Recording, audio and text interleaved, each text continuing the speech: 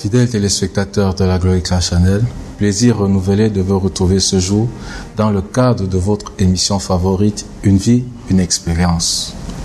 Les témoignages de ce jour se résument en un seul mot, persévérance. Je ne vous en dis pas plus, on se retrouve tout juste derrière pour une conclusion.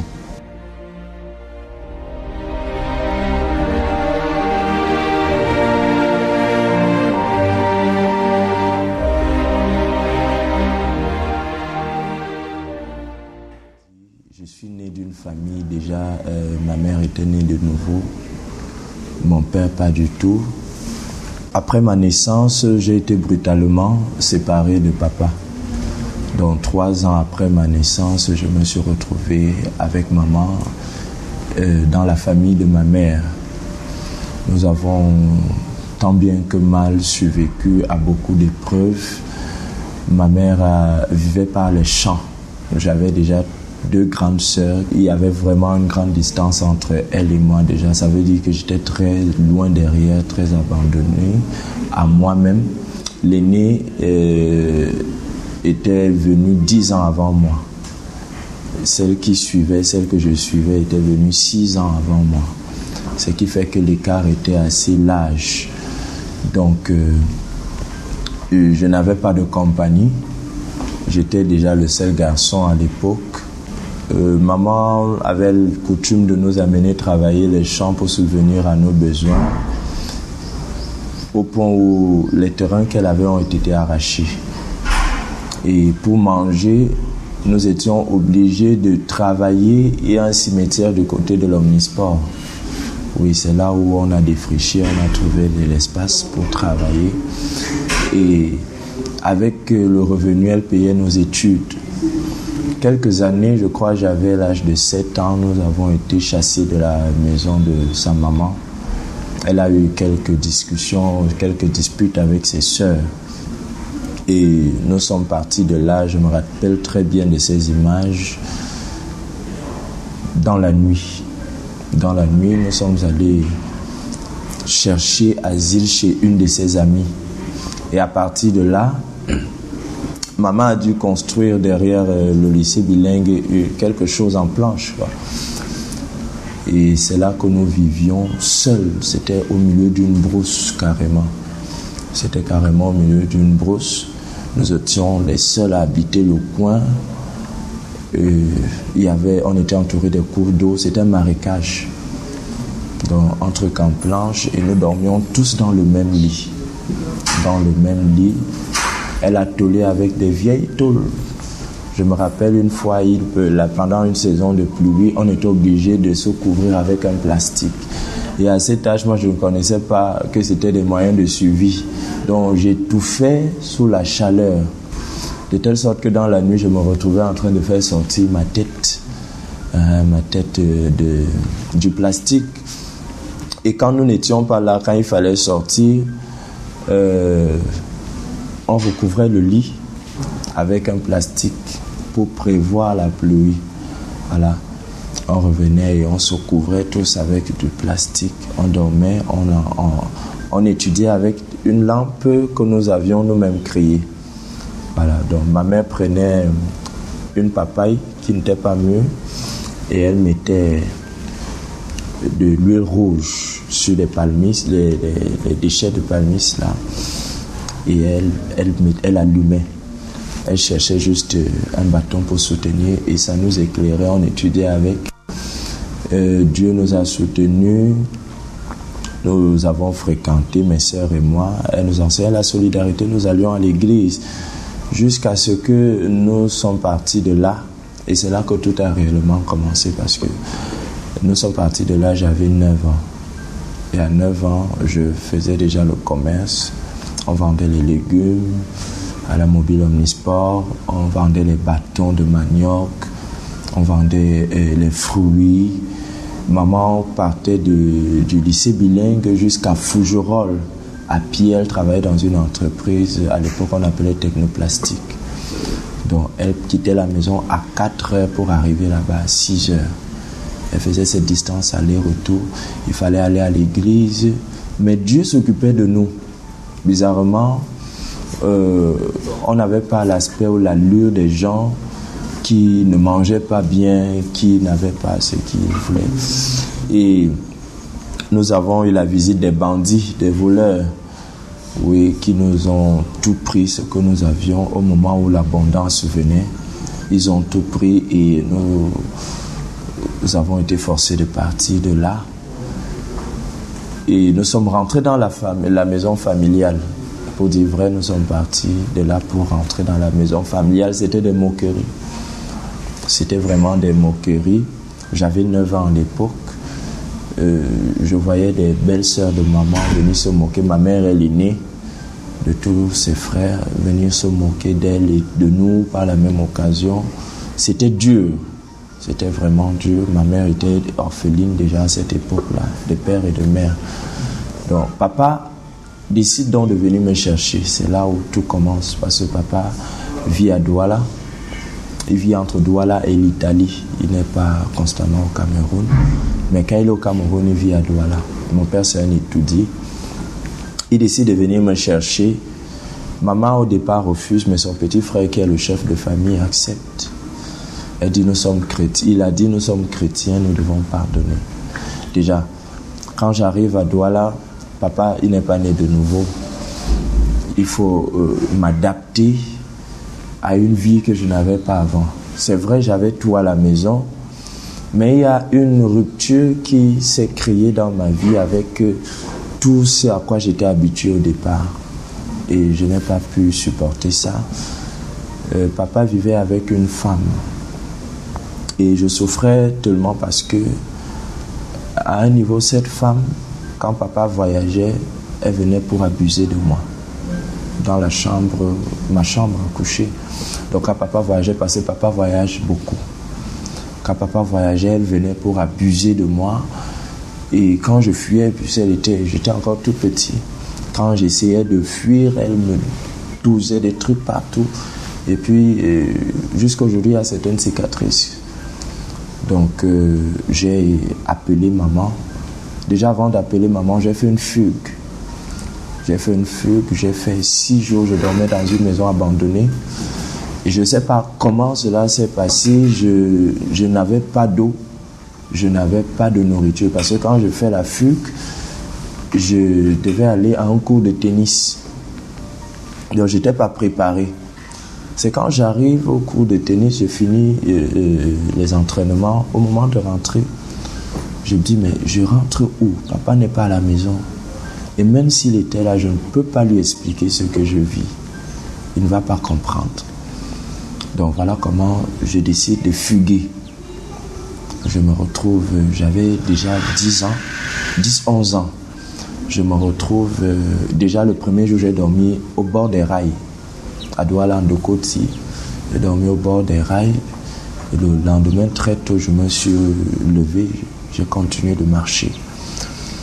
Et j'ai revu une maison abandonnée à Douala et c'est là que je dormais. J'ai dormi là pendant 5 jours.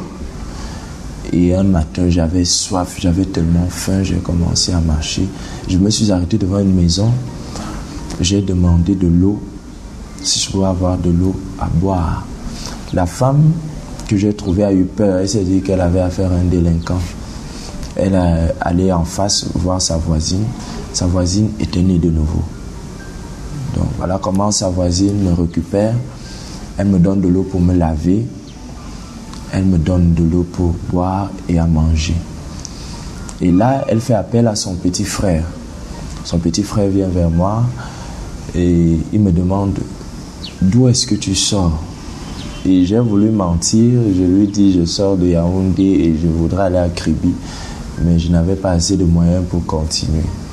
Il me dit, mais non, si tu devais aller à Kribi, ça aurait été court. Tu n'aurais pas fait cette escale pour ici. Mais de toutes les façons, donne-moi un numéro, je vais appeler. Et là, je n'ai pas voulu donner le numéro de papa. Parce que je ne voulais pas du tout rentrer à la maison. J'ai donné le numéro d'un tonton du petit frère de maman qui était ici à Yaoundé. Voilà comment il appelle mon père. Parce que quand on appelle mon oncle, il appelle mon père. Et quelques minutes plus tard, je vois la voiture de papa garée. Il vient me chercher. Je tremblais. Ainsi, je me disais, voilà, quand je vais rentrer, voilà ce que papa allait faire. Et nous sommes rentrés, bizarrement, papa n'a rien dit. Il était simplement content de me voir. Mais la femme avec laquelle il vivait continuait de faire les mêmes choses. Je rends grâce à Dieu parce qu'elle n'est jamais arrivée au bout de ses objectifs. Néanmoins, j'ai été traumatisé par ça. Je ne l'ai jamais oublié. J'ai appelé maman. J'ai dit à maman, je ne peux plus. Je n'arrive pas plus à fréquenter. À l'âge de 11 ans, j'étais déjà en 4e. Donc, voilà comment maman décide de venir me chercher. Mais elle ne pouvait pas me prendre de chez papa pendant qu'il était là. Donc, il y avait un chauffeur qui venait me chercher. Je lui dis, je veux qu'on vienne me chercher. Je ne vais pas à l'église. Depuis, je ne vais pas à l'église. Je ne peux même pas prier. Parce que quand je commençais à prier, c'était des problèmes. Et on ne me permettait pas de voir maman pendant des années et tout. J'étais vraiment traumatisé. Je ne vivais même pas avec papa, bien qu'étant dans sa maison, j'étais avec sa femme. Alors comment maman vient me chercher, elle envoie ma soeur me chercher, celle que je suis. Nous sommes rentrés, nous sommes arrivés à Yaoundé. Le lendemain, maman m'a amené dans une église de la place, le ministère du Christ vivant. Voilà comment là-bas j'ai été attiré par le groupe de louanges. Je me suis retrouvé dans le groupe de louanges et j'ai commencé à apprendre. Plus tard, je me suis inscrit à l'école de musique à Lamba, Chodine Gasca. Seulement, après 3 ans, 4 ans, les gens appréciaient beaucoup ce que je faisais. Au ministère du Christ vivant, j'étais devenu leader du groupe de louanges quelques années plus tard et c'était vraiment bien. Les gens appréciaient ce que je faisais. J'étais un leader, vraiment un leader, mais j'ai commencé à m'éloigner des études. Maman a commencé à se plaindre. J'ai commencé à décocher au nom de la musique. Et je ne savais pas que je faisais mal parce que je me disais, c'est la musique chrétienne, je ne chante pas dans les cabarets, je ne fume pas, je ne bois pas. Pourquoi maman se plaint? Donc j'ai commencé à refuser, m'éloigner de l'école, m'éloigner des études. J'étais en classe de première D et je n'allais plus du tout à l'école. Je me rappelle même une année, je n'ai pas composé le probatoire. J'étais plutôt en concert. Et maman s'est vraiment plainte. Elle allait voir les dirigeants de l'église. Ils m'ont donné des conseils, mais je m'empirais. Je suis entré dans une distraction. On me reprochait beaucoup. Et je suis entré dans le monde des femmes. Ça veut dire j'ai commencé à faire le désordre, de vivre dans l'immoralité. Au moment où je me décide d'arrêter, une jeune fille dans l'église avec qui j'entretenais une relation très amicale, juste amicale, je ne sais pas ce qui s'est passé, m'a accusé d'avoir abusé d'elle. Et le leader de l'église m'a excommunié le dimanche qui suivait. Je suis allé, j'ai fait 1 semaine. Et il a découvert que c'était un mensonge. Il m'a relevé, mais après j'ai été frappé d'une maladie, le mal de nerfs. J'ai presque fait un AVC. Donc tout un côté était paralysé, sauf le cœur. C'est-à-dire tout le côté gauche était paralysé. Mais bizarrement, la paralysie a sauté le cœur. Déjà, si le cœur était paralysé, je mourrais. Donc, ça a sauté le cœur. Et jusqu'aujourd'hui, il y a quelques signes. Si je ris trop, la bouche a tendance d'aller d'un côté. Voilà, donc c'est quelques séquelles qui sont restées. On a tout fait. Maman n'avait pas assez de moyens. Mais les gens à l'église, avec des prières, les gens à l'église ont dépensé près d'1,5 million pour ma santé. Mais ça n'allait pas. Et puis un bon matin, j'ai décidé d'arrêter l'hôpital. Et dit à maman, je n'y vais plus. Toute ma famille m'a demandé d'abandonner l'église parce que disait-il, c'est à l'église que j'ai eu ça, on m'a accusé à tort et je n'ai pas supporté la pression et tout. Mais j'ai continué à l'église et là j'ai été rejeté. À un moment, même maman m'a chassé de la maison. J'ai commencé à habiter avec des amis. Elle est allée voir ses amis pour les menacer. Et je dormais où la nuit me trouvait. Et je suis entré dans les cabarets. J'ai commencé à chanter dans les cabarets parce que je chantais et je jouais au piano. J'ai commencé à chanter dans les cabarets, dormi dans les cabarets. Et j'ai fait beaucoup, j'ai joué dans beaucoup d'albums, d'artistes là dehors. Et Dieu a mis quelqu'un sur mon chemin quand même à un moment, le pasteur Brice Taylor. Et voilà comment il commence à me donner des conseils. Il me dit, il y a l'appel de Dieu sur toi. Bon, c'est vrai, ça n'était pas étrange parce que déjà quand maman était enceinte à 3 mois, c'est un prêtre qui le lui a dit. Un prêtre a dit à maman, l'enfant que tu portes va servir Dieu. À l'époque, maman était catholique et elle savait que j'allais être prêtre. Et ce prêtre-là lui a dit non, il ne sera pas prêtre. Il sera dans les églises des gens qui crient beaucoup. Voilà les termes selon ce que maman m'a dit qu'il avait utilisé. Il sera des églises de ceux qui crient beaucoup et Dieu va beaucoup lui parler. Mais avant que cela n'arrive, il faudra que tu sois patiente. Voilà ce qu'il a dit à maman. Donc, beaucoup d'hommes de Dieu répétaient ça et je fuyais ça, je refusais. Donc, quand le pasteur Brice, surtout qu'il était jeune, quand il me parlait, je ne prenais même pas ça au sérieux. Et puis, je voulais m'approfondir au piano et c'est un excellent pianiste. Donc, j'étais avec lui, je savais que tout ce qu'il dit, je ne prenais pas en compte. Je vais m'approfondir au clavier, voilà. Et il me mettait en connexion avec certaines personnes qui pouvaient m'aider à aller au sommet. Mais je n'abandonnais pas le cabaret. Je continuais de jouer au cabaret.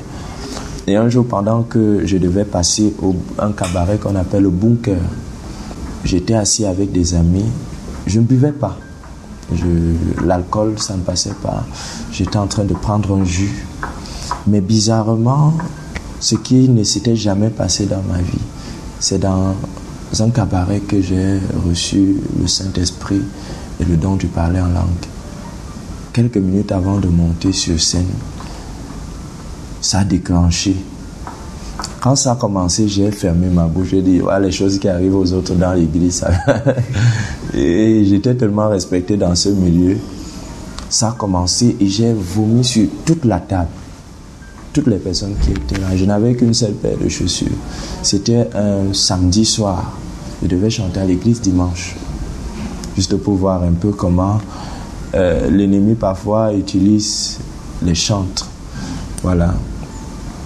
Et j'ai commencé à parler.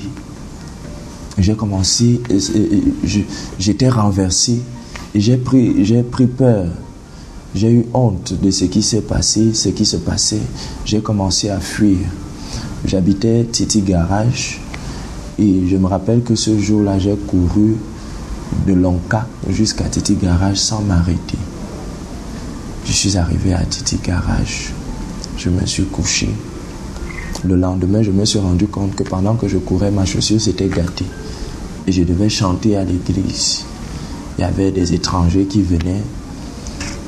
On appelait ça la World Ministry Fellowship. Donc des gens qui venaient de partout dans le monde.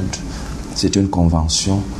Et je devais être l'image de la louange et de l'adoration du ministère. Et je n'ai même pas eu un sou pour réparer la chaussure. Ça, c'était la plus grosse honte du ministère que j'ai eu. Pendant que j'étais en train de louer et adorer, les gens regardaient ma chaussure. Et j'avais honte. Et malgré ça, je louais. Et pendant que je louais, mon pantalon s'est déchiré. Et j'ai continué. Je suis parti de là. Le leader de l'église s'est rapproché de moi et m'a demandé « Pourquoi tu es sale ?» C'est la question qu'il m'a posée. Pourquoi tu es sale comme ça? J'ai commencé à pleurer parce qu'il n'a pas compris. Je me suis dit, il ne comprend pas. Personne ne me comprend. Ça m'a davantage enfoncé. Oui, davantage. Je n'allais plus à l'église. Je fuyais ceux qui essayaient de me ramener à l'église. À la maison, maman me voyait 2 fois après 2 mois. Donc elle ne savait pas où je dormais. Ça n'allait pas du tout. Ça n'allait pas. Les études, je les avais arrêtées.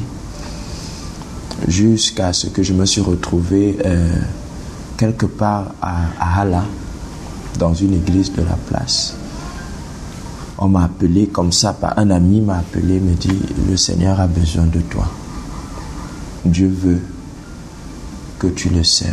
Si tu commences à servir Dieu, les choses vont se déclencher dans ta vie. Bon, je suis parti juste parce que il m'avait appelé pour aller jouer au piano et je savais qu'à la fin, il allait me donner quelque chose. Donc voilà ce qui m'a attiré là-bas. Pendant un programme là-bas, on dit, à la fin, on me dit, il y a un prophète à Bamenda qui veut te rencontrer. Je dis, comment il veut me rencontrer? On dit, le voilà. Et puis je le vois au fond de la salle, il me dit, moi je suis prophète, j'ai une église à Bamenda. Je souhaite que tu viennes pour un programme. Tu as un dépôt. Et je voudrais que tu impactes l'église. Et puis je l'ai critiqué là, parce que j'ai dit, comment un prophète n'a pas pu voir toute la vie que je mène, il a seulement vu le dépôt. Quel est ce dépôt? Il veut que j'impacte l'église, comment? Bon, j'ai voyagé, je suis arrivé à Bamenda. Pendant que je jouais au piano et que je chantais, je conduisais l'adoration, il a tout arrêté. Il me dit, il a parlé en anglais, you can I talk to you? J'ai dit yes. Et voilà comment il me dit, Dieu t'appelle à son service. Pas demain, aujourd'hui, tu dois t'engager. Mais pour que tu saches que Dieu t'appelle, je vais te dire ce par quoi tu es passé. Ce monsieur m'a raconté certaines choses que je n'avais jamais dit à une personne. Il m'a parlé pour la première fois dans une église. L'onction m'a renversé. M'a renversé, j'ai vomi des choses. Inimaginables. Je ne savais pas que des choses comme ça pouvaient rester dans le corps d'une personne. J'ai vomi des vers vivants. J'ai vomi une bague. Je ne sais pas comment elle a fait pour se retrouver dans mon corps. J'ai vomi un cadenas. Je ne sais pas comment le cadenas a fait pour sortir, réussir même à sortir. Si vous allez sur YouTube, je crois que c'était en 2012. YouTube, Revival Ministry Bamenda. Je crois que si vous fouillez, vous verrez ça. Généralement, j'ai même honte de donner ces références, mais pour le témoignage, il le faut. Des choses bizarres sont sorties de moi. Et voilà comment le Seigneur m'a délivré. Quand je reviens à Yaoundé, j'entre dans la chambre de maman. Je me mets à genoux. Je dis, maman, je te demande pardon. Je veux servir Dieu. Et je veux redevenir l'enfant que tu mérites d'avoir. Maman était très engagée. Elle est très engagée dans l'église. Elle est fidèle dans l'église que le Seigneur m'a confiée. Et elle est très engagée. Depuis toujours. Et maman a commencé à pleurer. Elle m'a dit, mon fils, tu es béni. Le lendemain, je lui dis, maman, j'ai envie de faire médecine. J'ai ce qu'il faut, je vais faire le concours. Elle m'a dit, tu as qui devant? Je lui dis, maman, j'ai Dieu. Je ne parlais jamais comme ça. Puisque j'ai essayé de faire le même concours plusieurs années avant, je n'ai pas réussi. Et pourtant, le ministre de la Santé, c'est mon oncle. Oui, le cousin direct de maman. Mais je n'ai pas réussi. Il m'a demandé les récépissés pour les frais, les dossiers et tout. Lorsque le dossier était déposé, le récépissé pour que mon nom passe. Mais je n'avais pas toujours réussi. Voilà, c'est comme ça que cette année-là, Dieu me permet de réussir. Et je passe le nombre de temps qu'il fallait pour ma formation. Et avant même que ma formation ne s'achève, on m'appela à l'hôpital central. j'ai commencé à travailler là-bas en tant que gynécologue. Et je priais chaque soir, je demandais à Dieu, Seigneur, les gens disent que tu m'as appelé. Je veux que tu me parles directement, pas au travers des gens. Une nuit, le Seigneur m'a parlé directement et j'ai toujours refusé. Il a dit, Seigneur, tu n'as jamais envoyé quelqu'un seul. Je souhaite que tu parles aux gens, ceux que tu vas envoyer avec moi. Et des gens sont partis de Douala, des gens sont partis de la frontière Cameroun-Congo, des gens que je ne connaissais pas sont arrivés à la maison, je travaille actuellement avec eux. Ils sont venus me dire, le Seigneur nous a envoyés vers toi. Ah! Je me suis rappelé d'une parole du pasteur Brice, il me disait, ce jour-là, il m'a dit, tu chantes, tu es un chantre, tu rends ministère, mais ce n'est pas là que Dieu t'attend. C'est juste une étape que tu dois traverser pour entrer dans le couloir où Dieu t'attend. Et c'est là que le Seigneur a commencé à me parler. Je suis allé voir papa. Je voulais le voir. J'avais envie de le voir. Quand je suis arrivé, je voulais lui faire une surprise. Il était au Cameroun. Et je suis arrivé à Douala. Et quand papa m'a vu, il m'a dit, demain tu rentres. Je ne veux pas te voir. Ça m'a fait mal. J'ai quand même dormi. Je me suis dit, dans la nuit, il allait changer d'avis. Et le lendemain, il m'a dit, quand je sors là, je ne vais pas te trouver. À l'époque, j'avais un iPhone qu'on m'avait offert à l'église toujours. Et un autre téléphone. Papa ne m'a pas donné d'argent. Je n'avais pas d'argent pour rentrer sur Yaoundé. Et pour rentrer sur Yaoundé, j'ai dû vendre ces deux téléphones. À l'époque, un iPhone, ça coûtait cher. J'ai dû vendre les deux téléphones à 4000 francs pour revenir sur Yaoundé. Avant de partir, j'ai dit une parole. Je l'ai dit dans la colère. J'ai dit au petit frère de papa que ton grand frère m'a chassé. Et il n'y a pas de problème. En dehors de moi, papa n'a pas d'autre enfant. Il n'a pas eu d'autre enfant. J'ai dit à son petit frère, je reviendrai chez mon père. Seulement quand j'aurai un travail, une épouse, une maison et peut-être un enfant. Et je suis parti de là. C'était la dernière fois que j'étais entré dans la maison de mon père. Et bizarrement, j'ai commencé à servir Dieu. Je ne savais pas que je n'avais pas pardonné à papa. J'ai commencé, le Seigneur m'a donné un ministère et il a commencé à m'utiliser dans ce ministère jusqu'au jour où il fallait me marier. Quand j'ai pris la décision de me marier, c'est là où j'ai découvert que je n'avais pas pardonné à papa. Et maman m'a dit, tu as appelé ton père? J'ai dit, je ne l'appelle pas. Elle s'est assise, elle me dit, Dieu t'utilise, Dieu t'a appelé, mais tu es encore un enfant. Et tu as besoin de sagesse. C'est ton père. J'ai refusé pendant 1 mois d'appeler papa. Et 3 mois avant mon mariage, j'ai décidé de l'appeler. Je lui ai dit, papa, je me marie. Il m'a dit, tu te maries? Et ce n'est que maintenant que tu me dis. Et je lui ai dit, papa, je me marie. C'est tout ce que je voulais te dire. Et j'ai raccroché le téléphone. Et j'ai prié qu'il ne vienne pas. Et il n'est pas venu. Pendant les préparatifs du mariage, papa est arrivé à Yaoundé 3 jours avant le mariage. Il est venu avec sa grande sœur. Il a demandé pourquoi je peux me marier. Je lui dis ça que 3 mois avant. Pour lui, c'était un problème. Et pour moi, je voyais toutes les années que j'avais passées sans lui. Il ne m'avait pas reconnu. Et toutes ces choses, je revoyais ça. Et je me demandais pourquoi je n'arrivais pas à lui pardonner. Pourtant, je suis serviteur de Dieu. un homme de Dieu entré dans la pièce dans laquelle j'étais. Il m'a dit, il y a des choses que Dieu enlève dans la vie d'un homme en son temps. Il fallait que tu vives ça pour avoir une histoire.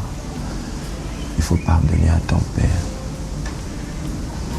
Voilà comment le jour de mon mariage, c'est le jour où j'ai pardonné à papa. Je me rappelle à la mairie de Yaoundé 5, j'ai vu la voiture de mon père garée parce que ce n'est que ce jour-là que je l'ai encore vue. On s'est vu, sa voiture était garée et il était en train de me chercher. Donc il n'a même pas assisté au mariage à l'état civil. Il me cherchait et j'ai dit à mon épouse, voilà papa, c'est lui qui devrait être en train de tout organiser. Mais bizarrement, il me cherche. Et j'ai ouvert la portière de la voiture dans laquelle nous étions. Je suis allé le chercher. Et je lui ai demandé pardon ce jour-là. Et pour dire vrai, quand j'ai demandé pardon à papa, je ne savais pas pourquoi je lui ai demandé pardon. Mais le Seigneur a transformé beaucoup de choses. Beaucoup de choses dans le ministère, dans ma vie. Et c'est là que la relation entre papa et moi a été rétablie. Le mariage à l'église, le même soir, il était là, il a beaucoup pleuré.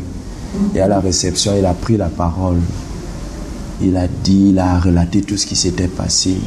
Il a demandé pardon et papa a donné sa vie à Christ le jour de mon mariage. Voilà comment aujourd'hui, nous ne faisons pas une journée sans se parler. Et en venant même ici, on était au téléphone. Donc voilà un peu le résumé de mon histoire aujourd'hui. Dieu m'a restauré.